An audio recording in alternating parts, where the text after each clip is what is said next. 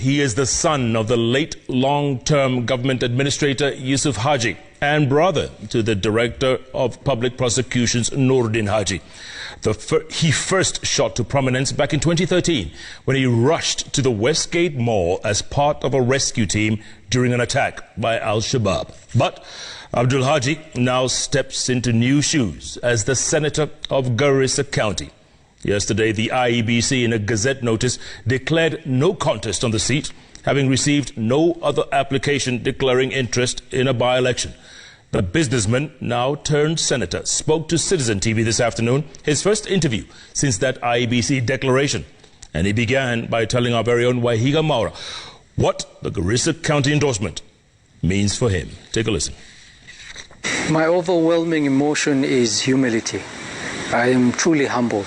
All leaders of all aspects of life came together with a unified voice and agreed to make sure that I get to the Senate unopposed as a memory to my father. And I'm grateful to that.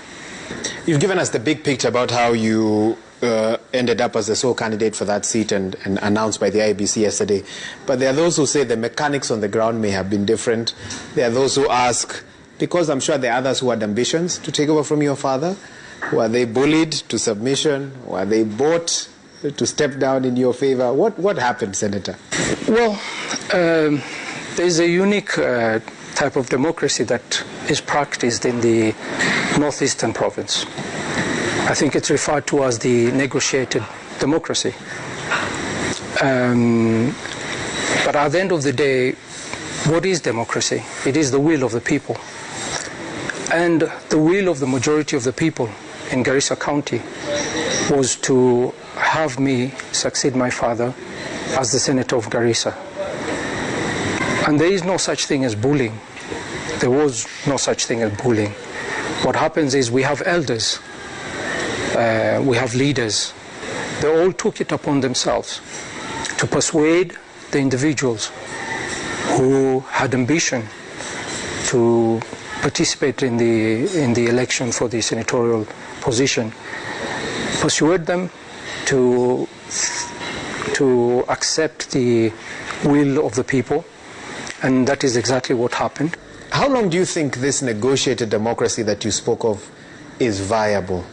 Because one could argue that in the future, more promising candidates could miss out because of this negotiated democracy. Personally, do you have any issues with it?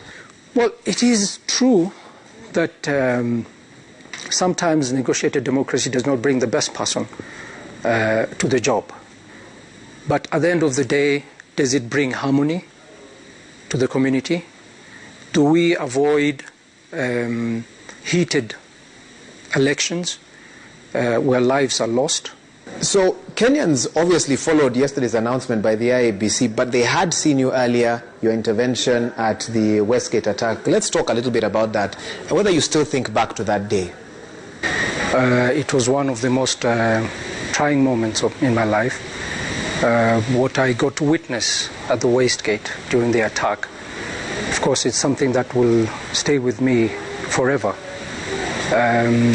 Like I said previously during the interviews I had during that time, it looked like a war zone. It was actually a war zone. To have seen young people killed in a very barbaric way. The people that I wasn't alone. Of course, I was with other people, and we tried our level best to assist as many people as possible. But you could see the horror in the people's faces. It still haunts me to date. As you make your way to the Senate now, how do you expect that you will fit in and contribute on behalf of the people of Garissa in a house like this one? Well, as a freshman, or what we used to say in high school, a mono, or a kurutu who is joining the Senate, I'm sure for the first initial stages, it is expected for me to be seen and not be heard.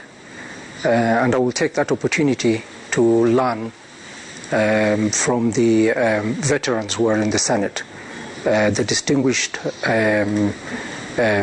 learned individuals who are in the Senate. What do you believe your leadership style will be like now that you're a public servant? You watched your father, you saw what he did. How different or similar would you say your leadership style will be compared to his? We sometimes joke that he brought us up in a military camp, a boot camp. He was tough when he had to be tough.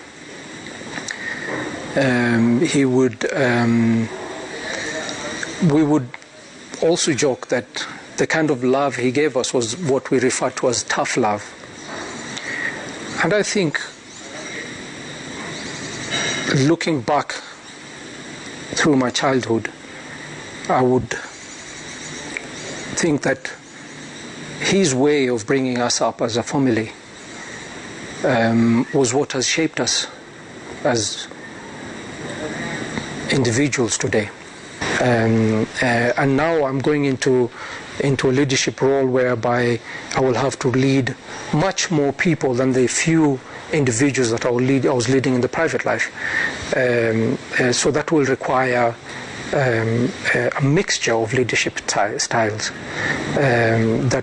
Because you cannot please everybody all the time when it comes to politics.